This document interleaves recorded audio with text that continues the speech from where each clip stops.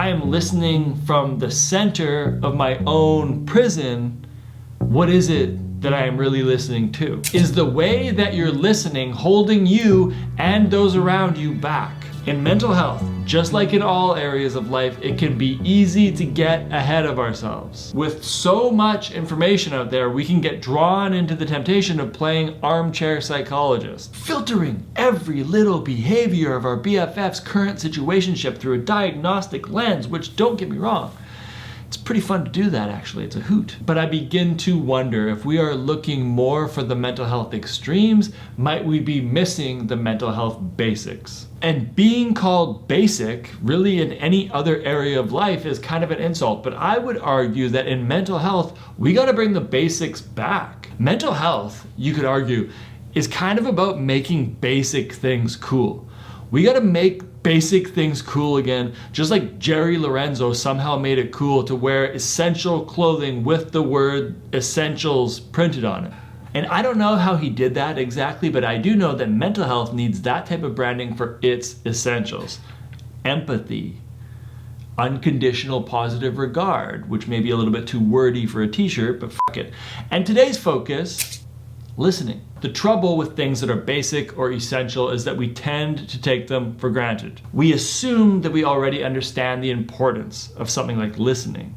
So what we do is we just plow forward with our present understanding, not paying attention to any nuance and not furthering any growth. In this video, I'm going to cover the 4 levels of listening which come from this guy, Otto Scharmer, a lecturer at MIT. The first 3 levels of listening you may already be familiar with, but the 4th level I believe will be new to you as it was to me, and in my opinion, it's very important and very underrated. It also very much aligns with what I consider to be a core principle of psychotherapy, which I practice, but you definitely do not need to be a therapist or be in therapy to start practicing this skill today.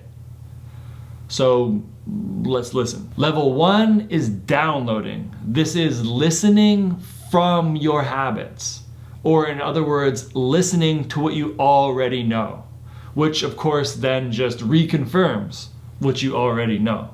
Or as Otto puts it, if I am listening from the center of my own prison, what is it that I am really listening to? At this level, you are not really listening at all. You're just projecting your own shit onto the walls of your own little room.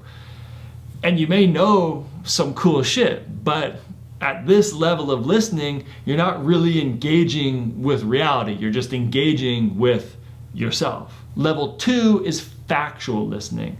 The essence of factual listening is that we are noticing differences between what we are hearing and our current understanding. And our mind sometimes wants to push out contradicting theories, but it is important to develop the muscle to hold both. The outcome of this level is that we are open to disconfirming data.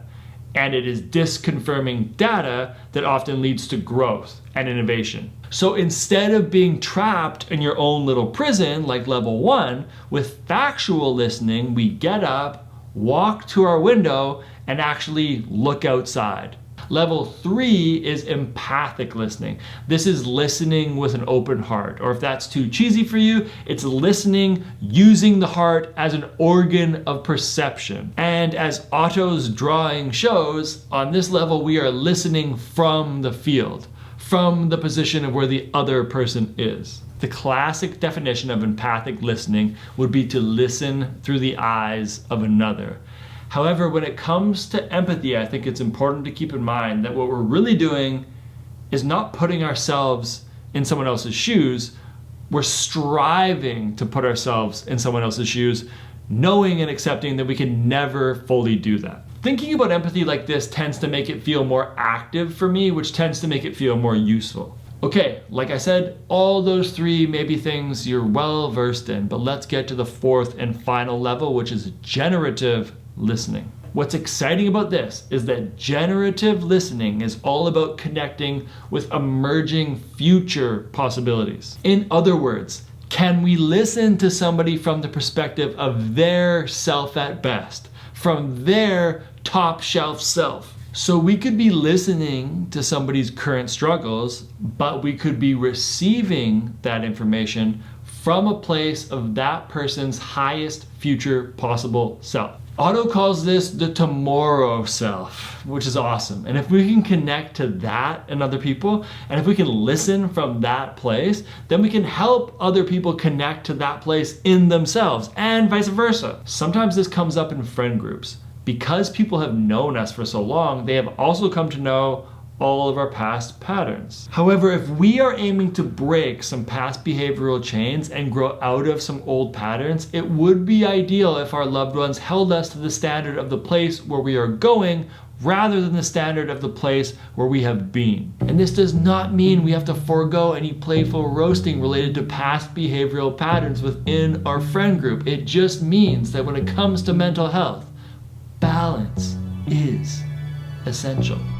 I feel like you're not actually listening to me. Yeah, sure. Are you Yeah, actually okay. not listening to me, no, or I are get- you saying that you okay, get sure. that it seems yeah, that totally. way? Yeah, that makes sense.